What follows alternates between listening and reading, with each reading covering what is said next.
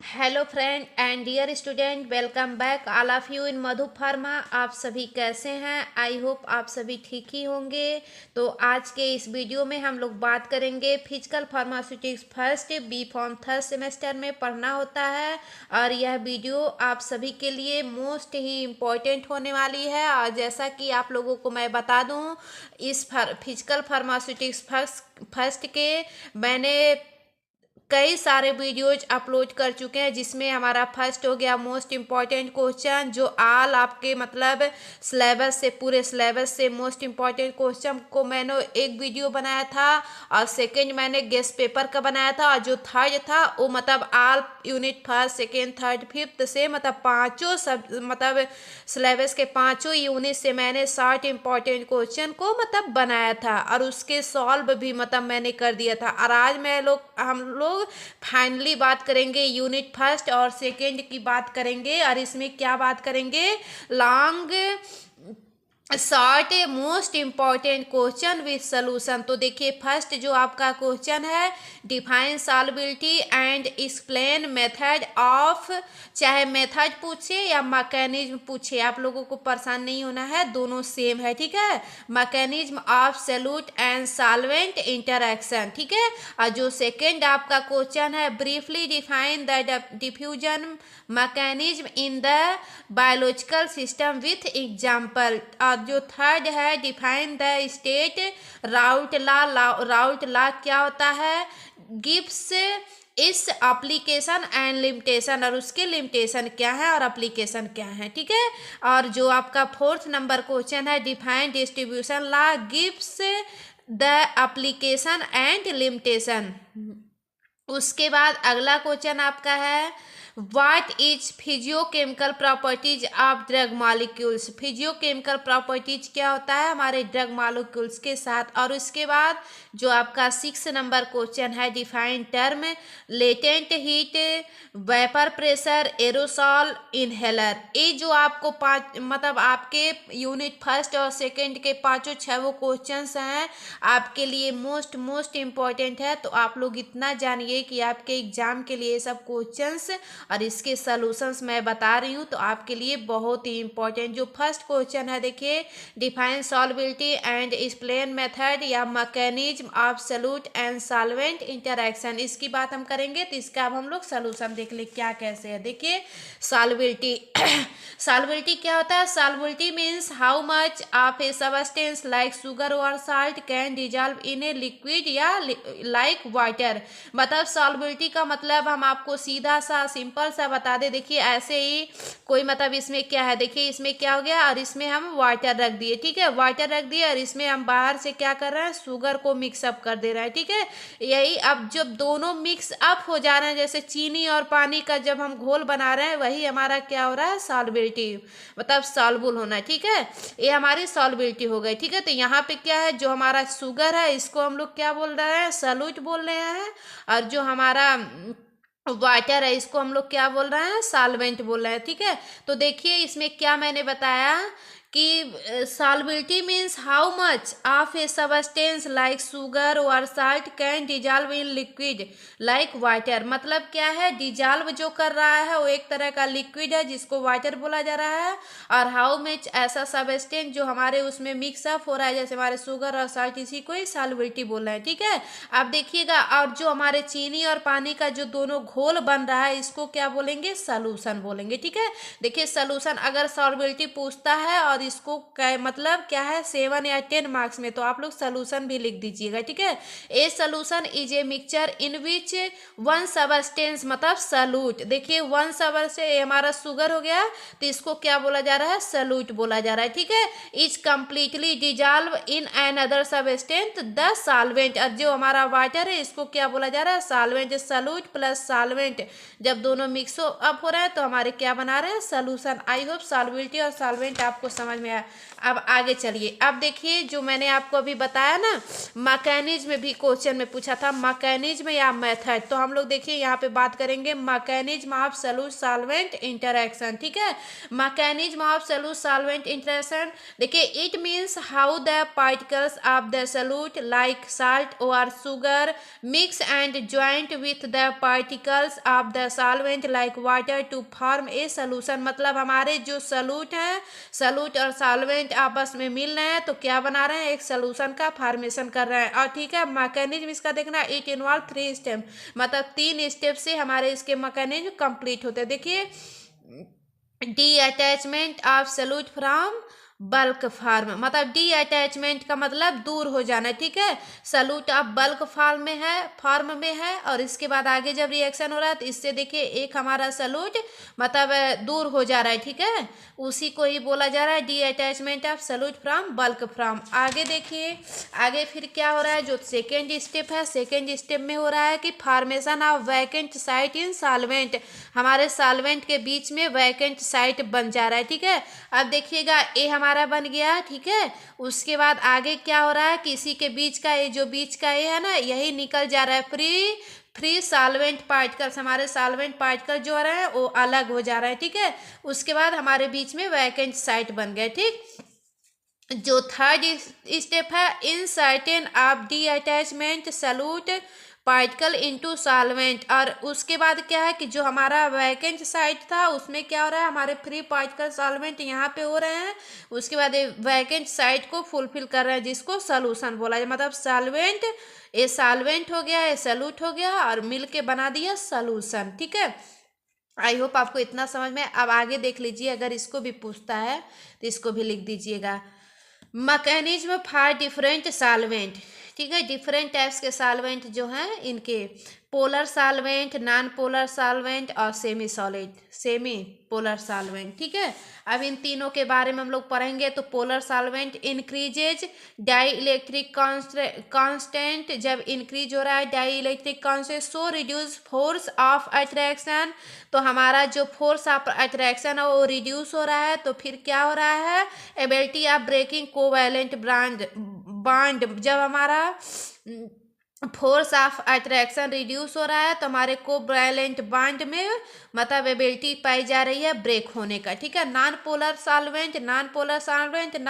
Solvent dissolve only non polar solute bye induced dipole interaction. जो non polar solvent होते हैं वो non polar solute में ही solvent मतलब सॉल्युबल होंगे, नॉन पोलर सॉल्यूट में ही डिजॉल्व होंगे और वो क्या, इंड्यूस डाइपोल इंटरेक्शन को शो करेंगे। उसके बाद आगे चलिए, आगे हम लोग देखते हैं सेमी, इसके एग्जाम्पल में fat oil etc. Semi polar solvent क्या होते हैं, semi polar solvent dissolve only semi polar solute bye dipole movement.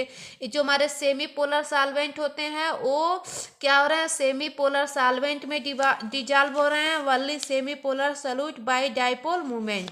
उसके बाद हम लोग आगे चलेंगे, आगे देखेंगे, briefly define the diffusion mechanism in the biological system with example। मतलब जो सेकेंड वाला आपका है इसके बारे में हम लोग बात करेंगे। तो जो आपका सेकेंड है, देखिए यहाँ पे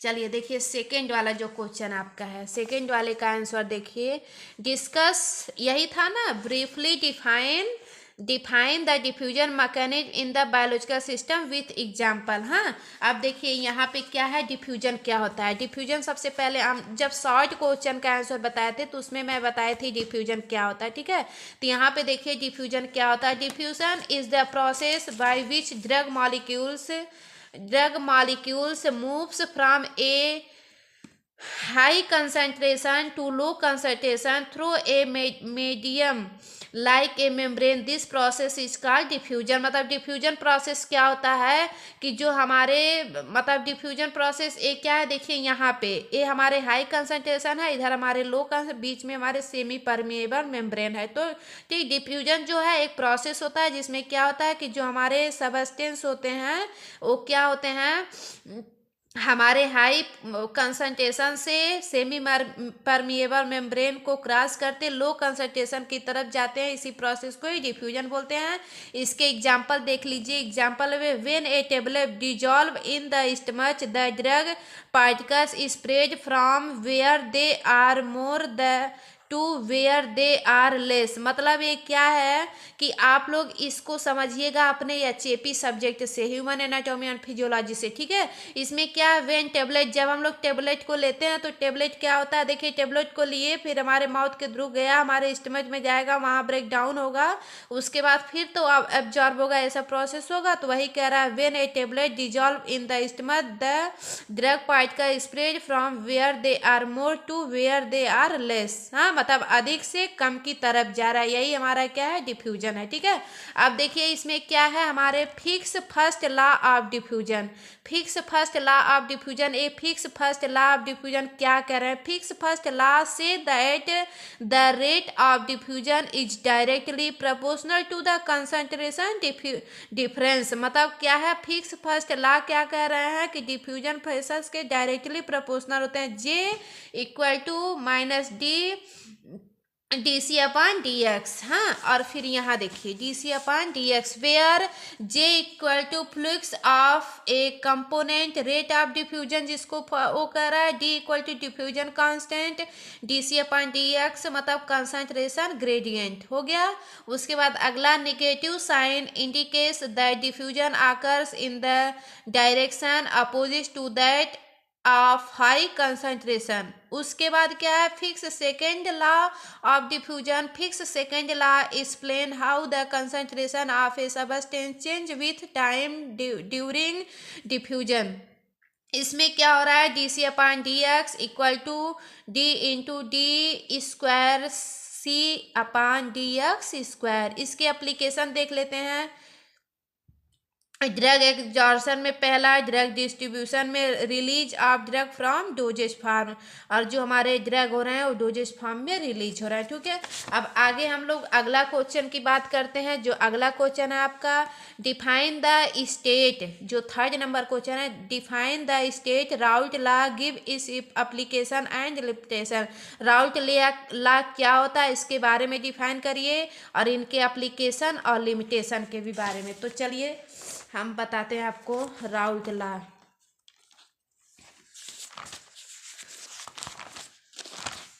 चलिए यहाँ पे है, देखिए राउट लॉ। राउट लॉ को जानने से पहले हम लोग जानेंगे पहले डाल्टन लॉ क्या होता है, ठीक है। डाल्टन लॉ में देखिए it A mixture of non reacting gases. ये जो डाल्टन लॉ क्या कर रहे हैं कि ये क्या होता है कि एक कंटेनर होता है जिसमें हमारे नॉन रिएक्टिंग गैसेस पाई जाती हैं। The total pressure of the mixture is equal to sum of the pressure of each gas of as if it were alone in the container. किसी एक कंटेनर में डिफरेंट टाइप्स के हमारे same तरह की गैसेस पाई जाती हैं, और एक क्या होती हैं, इक्वल टाइप्स की होती हैं। Example, if a container has oxygen bracket में 2 atoms and N3 2 atom, the total pressure 2 + 3 = 5 atom, ठीक है। यहाँ पे देखिए हमारे क्या है, ये हमारा कंटेनर हो गया, ये सब हमारे A B C करके गैस लगे हुए हैं, ठीक है। PA PB PC के नाम से इसको जाना जा रहा है। Total pressure of container P = PA + PB + PC, equation number first, ठीक है। अब हम लोग बात करते हैं राउट लॉ की। राउट लॉ जो है ये क्या कह रहे हैं, ठीक है। राउट लॉ जो है ये क्या कह रहे हैं, देखिए Raoult law state that the partial vapor pressure of each component in a solution is directly proportional to its mole fraction in the solution। देखिएगा ये हमारे A B C करके हैं, और ये हमारे PA PB PC, हाँ ये सब हो गए प्रेशर के, और इसी को मतलब अटैच कर दिया PA PB PC, और A = P0 A मतलब वेपर प्रेशर, और उसके बाद XA मोल फ्रैक्शन, ठीक है। मतलब मोल फ्रैक्शन और वेपर प्रेशर के प्रोपोर्शनल हो रहा है, ठीक है, हमारा जो गैस का इक्वेशन है। उसके बाद P0 B XB C = P0 C XC, ठीक है। According to Raoult law P = P0 × X, P मतलब partial pressure, P nought equal to vapour pressure, X मतलब मोल फ्रैक्शन, ठीक है। P equal to P zero A into A, P B equal to P zero B into B, P C equal to P zero C into C. Put the value equation first, जो हम आपको equation first बताए थे, अब इसमें हम इस value को पुट करेंगे, ठीक है। P equal to P A plus P B plus P C, ठीक है। इसमें क्या है, P equal to P zero nought मतलब पी ए का मान ए, पी बी का ए, पी सी का ए, सारे को हम लोग मतलब वो कर लिए, ठीक है। P A P B P C, ठीक है, हो गया। आगे चलिए, आगे देखिए निगेटिव डेरिवेशन। हाँ, निगेटिव में क्या है, P से अगर P जो है हमारे देखिए निगेटिव वे में क्या है, P less than P nought A into A, ऐसे हो गया। पॉजिटिव में A हो गया, ठीक है। अब एप्लीकेशन हम लोग देख लेते हैं। Determine vapour pressure of component in a solution. पहली बात हम लोग इस कंपोनेंट में, इस सोल्यूशन में हम लोग वेपर प्रेशर को डिटरमाइन करते हैं। दूसरा, boiling point of a two component mixture. इसमें क्या है, दो कंपोनेंट जब मिक्सचर होते हैं तब उसके बॉइलिंग पॉइंट को भी हम लोग मेजर करते हैं। अब हम लोग देखिए आगे चलते हैं। अगला क्वेश्चन है जो define distribution law give the application and limitation. Distribution law क्या होता है, चलिए हम लोग बात करते हैं डिस्ट्रीब्यूशन लॉ की। डिस्ट्रीब्यूशन लॉ देखिए यहाँ पे क्या है, डिस्ट्रीब्यूशन लॉ जो होता है, द डिस्ट्रीब्यूशन लॉ ब्रैकेट में आल्सो कॉल्ड नर्स्टेंस, मतलब डिस्ट्रीब्यूशन लॉ को नर्स्टेंस के नाम से भी जाना नर्सेंस डिस्ट्रीब्यूशन लॉ जो होता है, अगर इस नाम से भी पूछ लेता है तो आप लोग भूलिएगा ना, ये जानिएगा कि जो मधु फार्मा वाली मैम थी उन्होंने बताया था कि डिस्ट्रीब्यूशन लॉ को नर्सेंस डिस्ट्रीब्यूशन लॉ के नाम से भी जाना जाता है, ठीक है। When a solute is added to a mixture of two immiscible liquid, it distribute itself between them in a constant ratio at a given temperature. It is used to find out the nature of solute partial like as particles as lipophilic and hydrophilic। एक container है जिसमें क्या है, A और B हमारे वो पाए जा रहे हैं, जिसमें हमारे A में वाटर जो है हाइड्रोफिलिक, अब बी में हमारे फिनाइल जिसको लाइपोफिलिक, और उसमें हमारे सॉल्यूट हमारे ड्रग जो है उसमें डाला जा रहा है, ठीक है। उसके बाद एक हैशटैग के बना के मैंने लिखी हूँ यहाँ पे देखिए। Firstly take partially miscible binary solution phenol plus water, then mix unknown drug into that binary solution, then mix it. उसके बाद हम दोनों फिनाइल और वाटर को दोनों को बाइनरी सोल्यूशन के माध्यम से मिक्स करेंगे। Now we check on which solvent phenyl water drug dissolve more, और उसके बाद हम लोग फिनाइल और वाटर के जो सॉल्वेंट है उसको चेक करेंगे। अब ठीक है, देखिए पार्टियंस कोइफिशिएंट। हाँ, अब देखिए partition coefficient tell us how a drug divided between water and oil. उसके बाद आगे चलिए, P equal to drug dissolve upon divided into water, hydrophilic upon drug dissolve divided in oil lipophilic. If P1 lipophilic, P1 hydrophilic. अब इसका क्या है, application of distribution law. Application क्या है, लिमिटेशन क्या है, ये देख लेते हैं। पहली बार डिस्ट्रीब्यूशन लॉ जो है, ड्रग एब्जॉर्प्शन में, ड्रग के डिस्ट्रीब्यूशन में, फार्मेशन डिजाइन में, पार्शियंस कोएफिशिएंट्स स्टडीज में, प्यूरिफिकेशन ऑफ ड्रग के, डिटर्मिनेशन ऑफ ड्रग सॉल्युबिलिटी। इतना हो गया। इसका लिमिटेशन देख लीजिए। Only non ionized drug same molecular form required immiscible liquid necessary not valid for chemical reaction. अब हम लोग देखते हैं what is physicochemical properties of drug molecules, मतलब फिजियोकेमिकल प्रॉपर्टीज हमारे ड्रग मॉलिक्यूल्स की क्या होती है, इसको हम देखते हैं। अब देखिए यहाँ पे आपका ये एग्जाम पॉइंट के लिए बहुत ही इम्पोर्टेंट है, जो फिजियोकेमिकल प्रॉपर्टीज है ये देखिए। पहला क्या है, देखिए refractive index, optical rotation, dielectric constant, dipole moment, dissociation constant. अब देखिए हम लोग देखते हैं रिफ्रैक्टिव इंडेक्स क्या होता है। Refractive index is a property of a substance that show how much light bend और slow down when it pass through the substance. इसमें जो रिफ्रैक्टिव इंडेक्स होता है, इसमें क्या होता है कि जो हमारी लाइट है वो कैसे कहाँ आ रही है, पास आउट क्या कैसे हो रही है, उसी को हम लोग इसमें रिफ्रैक्टिव इंडेक्स में मतलब पढ़ते हैं। एक हैशटैग it tells how much the speed of light change when it moves from one medium to another medium. इसमें क्या होता है कि जो हमारी लाइट होती है वो मूव ऑन करती है वन मीडियम से another medium. It is the ratio of speed of light between any two medium. और हमारे जो रेशियो ऑफ स्पीड हमारे लाइट की है वो टू मीडियम होती है। देखिए N equal to C upon V. N जो होता है रिफ्रैक्टिव इंडेक्स होता है, सी जो होती है वेलोसिटी ऑफ इम्पटी एयर होती है, वी जो होती है velocity of light in A substance होता है। उसके बाद आगे हम लोग चलते हैं आगे देखिएगा हमारे रिफ्रैक्टिव इंडेक्स का मतलब डायग्राम है। और यहाँ पे देखिएगा कि हमारी जो लाइट है इधर से सीधे आ रही है, यहाँ पे थोड़ा सा बेंड हो गई है, ठीक है। हमें नॉर्मल रेज है और इंसिडेंट रेज है, एंगल ऑफ वैक्यूम हो गया, मीडियम वाटर हो गया, एंगल हो गया, यहाँ पे थोड़ा बेंड हो गया, यहाँ पे हमारी आई, यहाँ पे हमारा रिफ्रैक्टिव रेज है। इसके एप्लीकेशन देख लीजिए। कंसंट्रेशन डिटर्मिनेंट करने के लिए, identification of substance, purity testing, quality control, detection of adulteration.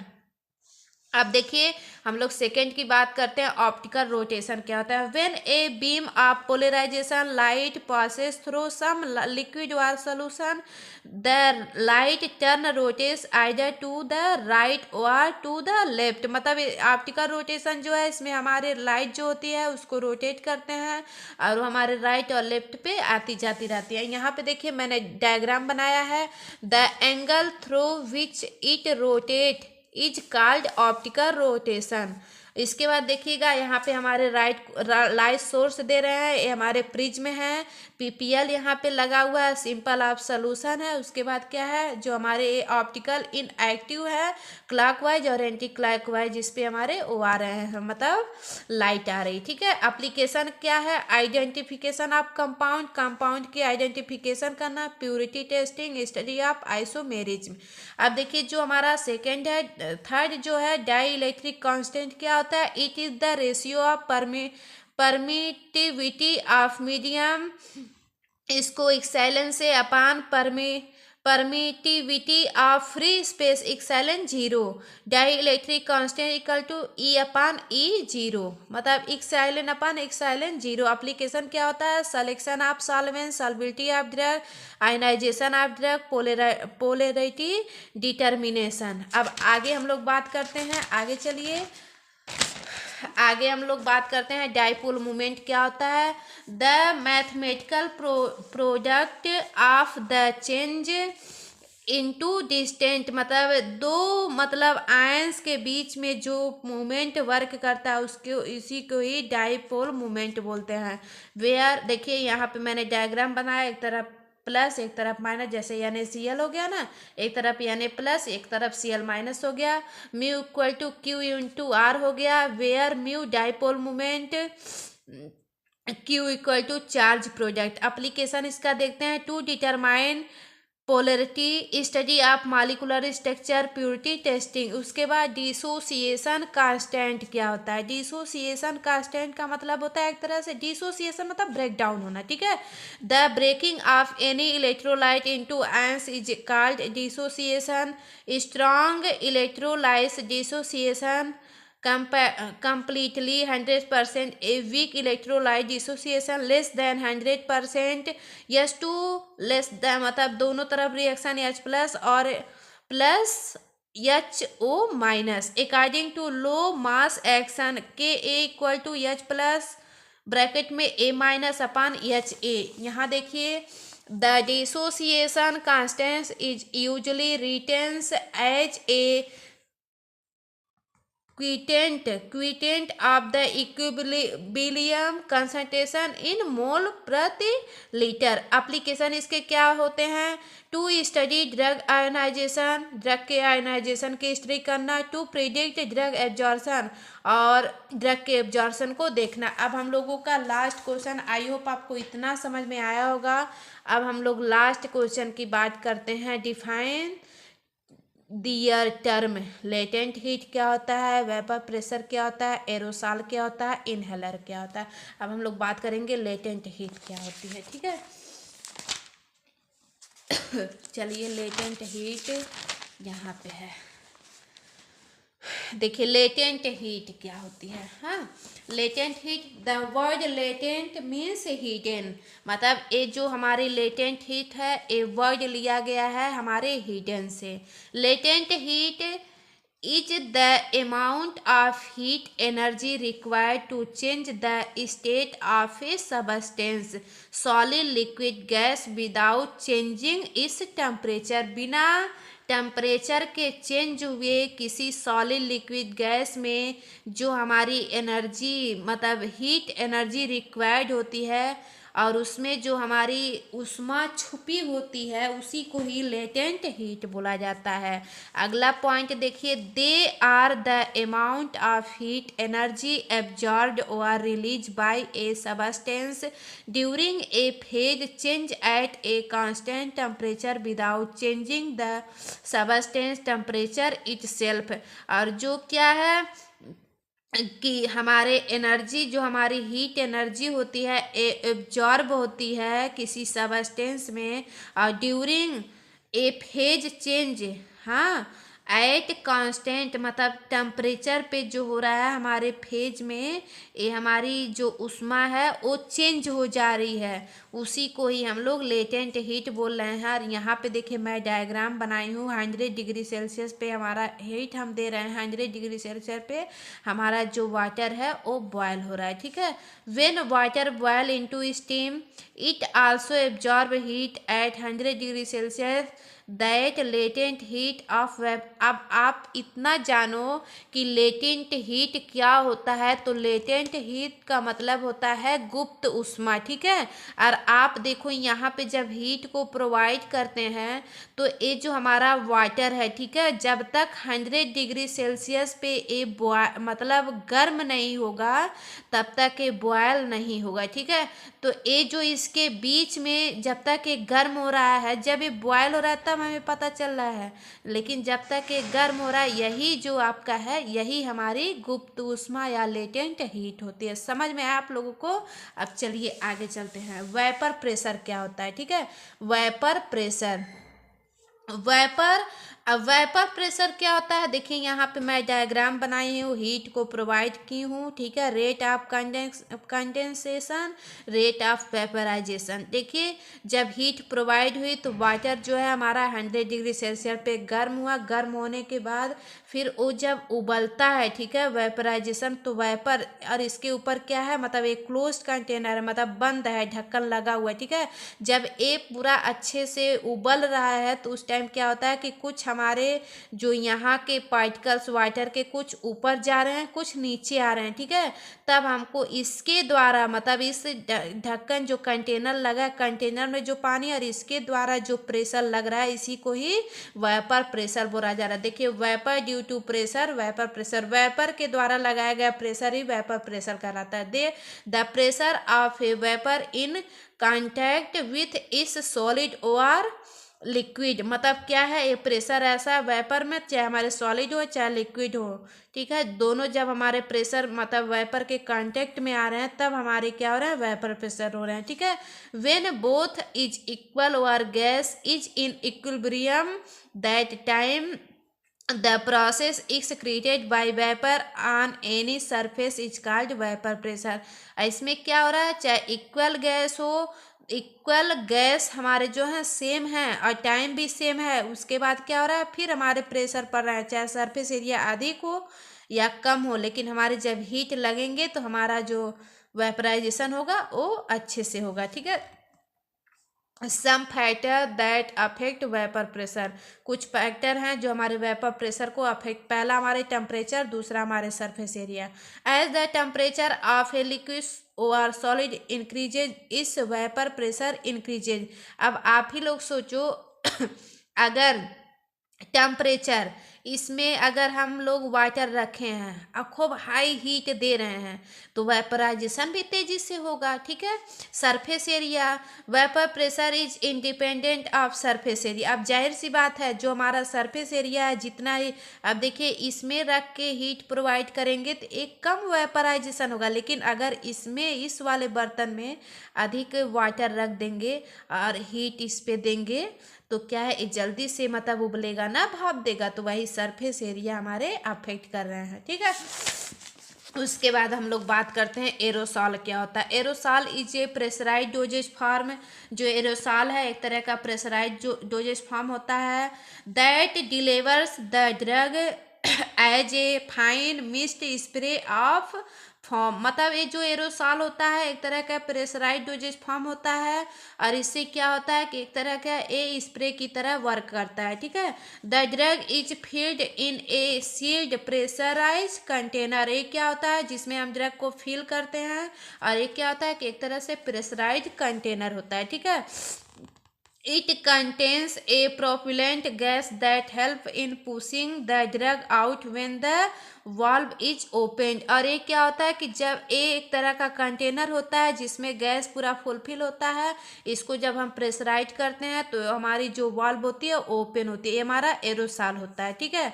अब इनहेलर क्या होता है, इनहेलर की बात कर लेते हैं हम लोग। इनहेलर जो होता है एक तरह का ये मतलब मतलब जैसे हमारे पेशेंट होते हैं, अस्थमा वाले पेशेंट होते हैं तो उनको इनहेलर यूज किया जाता है। और एक क्या होता है कि रिस्पायरेटरी डिजीज होते हैं अस्थमा, और उसमें तब हमारे इनहेलर यूज किए जाते हैं। An inhaler is a device use to deliver a medicine directly into the lungs. और इनहेलर क्या होता है कि एक तरह का डिलीवर करने वाली मशीन होती है, मतलब एक तरह का ये डिवाइस होता है जो हमारे मशीन को डायरेक्टली डिलीवर करने में यूज होती है हमारे लंग्स का in the form of aerosol और ड्राई पाउडर, चाहे एरोसॉल की तरह या हमारे ड्राई पाउडर को। It is mainly used for treating respiratory disease.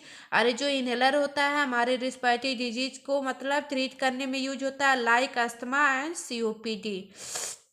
जो हमारे अस्थमा होते हैं ये भी हमारे रिस्पायरेटरी डिजीज होते हैं, सीओपीडी जो होते हैं ये भी हमारे रिस्पायरेटरी डिजीज होते हैं। तो आई होप आप लोगों को ये जो पांचों छह वो क्वेश्चन थे हमारे यूनिट फर्स्ट और सेकंड जैसे लॉन्ग क्वेश्चन थे और आप लोगों को बहुत ही अच्छे से मुझे लगता है समझ में आया होगा। तो आई होप आप लोगों को बहुत अच्छे से समझ में आया होगा। आप लोग ऐसे ही इस चैनल पे बने रहिए और इसको अच्छे से देखते रहिए, समझते रहिए। और इसके बाद मैं कुछ और वीडियोज को मतलब थर्ड फोर्थ फिफ्थ मतलब ये सब भी लेक्चर्स इंपॉर्टेंट क्वेश्चन कवर करूँगी या सॉल्यूशंस उस सब को। बट क्या है कि जिसका फर्स्ट डे होगा वो लोग ज़रूर चैनल को लाइक और सब्सक्राइब करेंगे ताकि आपको सबसे पहले वीडियोज के नोटिफिकेशन पहुँचे और आप लोग ऐसे ही मतलब तैयारी करते रहिए और पढ़ते रहिए। आप लोगों को मोस्ट इम्पॉर्टेंट क्वेश्चन उसके सॉल्यूशंस ये सब मिलते रहेंगे, ठीक है। Thank you so much all of you. आप लोग बहुत अच्छे से अपना एग्ज़ाम दीजिएगा। Thank you so much all of you. मिलते हैं आप लोगों से नेक्स्ट लेक्चर्स में।